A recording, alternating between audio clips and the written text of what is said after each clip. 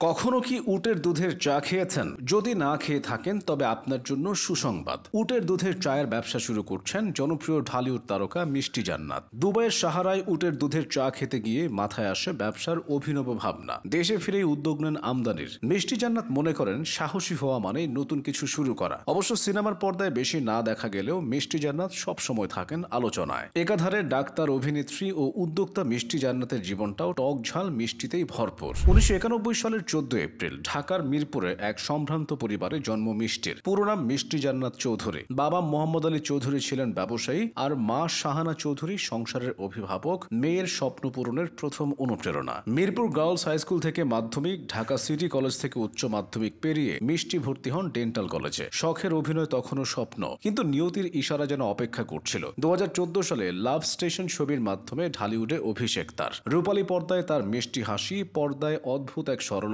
আর চোখের ভাষায় প্রেমের গল্প লিখে দিল দর্শকের হৃদয়ে। এরপর চিনি, গুন্ডা, মিস্টার বাংলাদেশের মতো সিনেমায় নিজেকে মেলে ধরেন। যদিও ক্যারিয়ারের সেরা প্রাপ্তি হল নিউ ইয়র্কে এটিভি ইউএসএ আইকনিক অ্যাওয়ার্ডের মঞ্চে সেরা অভিনেত্রী পুরস্কার হাতে তুলে নেওয়ার মাধ্যমে। রাতারাতি সেই জনপ্রিয়তার সঙ্গে পাল্লা দিয়ে এলো আলোচনাও। শোনা গেল শাকিব খানের সঙ্গে ঘনিষ্ঠতা। কিছু গণমাধ্যমে দাবি উঠল শাকিবের বিশেষ বন্ধু মিষ্টি জান্নাত। আবার একসময় শাহরিয়ার নাজিম জয়ের সঙ্গে তার নাম জড়ালো, যদিও দুজনে এটাকে বন্ধুত্বের গণ্ডি বলে এড়িয়ে গিয়েছিলেন। তমা মির্জার সঙ্গে সিনেমার শুটিংয়ে মনোমালিন্যের কথাও শোনা গেল। তারপর হঠাৎ করেই ক্যামেরার আড়ালে চলে গেল মিষ্টি জান্নাত। সবাই বলাবলি করছিল মিষ্টি প্রেমের ধাক্কা সামলাতে পারেননি, আবার কারো মতে পারিবারিক ঝামেলা। তবে আসল কথা পরে জানা গেল, মিষ্টি গিয়েছিলেন দুবাই বিশ্রামে, নিজের ভেতরটাকে সাজিয়ে নিতে। সেখানেই বদলে গেল গল্প। ঢাকার অভিজাত এলাকায় ডেন্টাল কেয়ার বাই মিষ্টি নামের ক্লিনিক চালু করলেন দায়িত্বে নিজেই। হালকা মেকআপে চেম্বারে বসা সেই মিষ্টিকে কেউ চিনতেই পারত না। একসময় পর্দার তারকা, এখন দাঁত চিকিৎসক। এত কিছুর মাঝেই ফিরছেন আবার সিনেমায়। এবার চরিত্র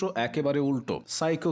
ঢালিউডে এমন চরিত্র আগে কজন নায়িকা করেছেন? ছবির নাম আপাতত গোপন রাখছেন মিষ্টি। তবে শোনা যাচ্ছে শাকিব খানের সঙ্গে আলোচনা চলছে, ঈদের পরপরই শুরু হতে পারে শুটিং। এই সিনেমা নাকি এতটাই ভিন্ন যেখানে নায়িকাকে নায়িকা ভাবার উপায় নেই। শাকিব খানের সাথে প্রেম আর বিয়ের গুঞ্জনও মিষ্টি সামলেছেন দারুণভাবে। হাসি মুখে বলেন, ভালোবাসা লুকিয়ে রাখার কিছু নেই, সময় হলে সবাই জানবে। একটা সময় ছিল যখন একের পর এক ছবি করতেন, আলোচনায় থাকতেন, আবার ফুট করে হারিয়ে যেতেন। আজকে যেখানে সবাই ফেসবুক, ইনস্টাগ্রামের তারকা, সেখানে মিষ্টি অন্যদের চাইতে আলাদা। তবে এবার যেন আরো বড় করে ফিরতে চান মিষ্টি। 2টি বড় বাজেটের সিনেমা, একটি ওয়েব সিরিজ, সবকিছুর বাইরে নিজের উটের দুধের ব্যবসার স্বপ্ন। মিষ্টি বলেন, সবাই তো ই কমার্স করে, পোশাক বেচে, আমি উটের দুধ বেচবো, কারণ এটা অন্যরকম। মানুষ জানুক, খেয়ে দেখুক, তারপর বিচার করুক। এই যে সাহস, এই যে আলাদা করে ভাবা, এটাই তো মিষ্টি জান্নাত, যার গল্প অভিনয়ের থেকেও বড় হয়ে গেছে। মিষ্টি জান্নাতের গল্প আসলে সাহসের গল্প, প্রেম, অভিমান, ব্যবসা আর নিজের মতো করে বাঁচার গল্প।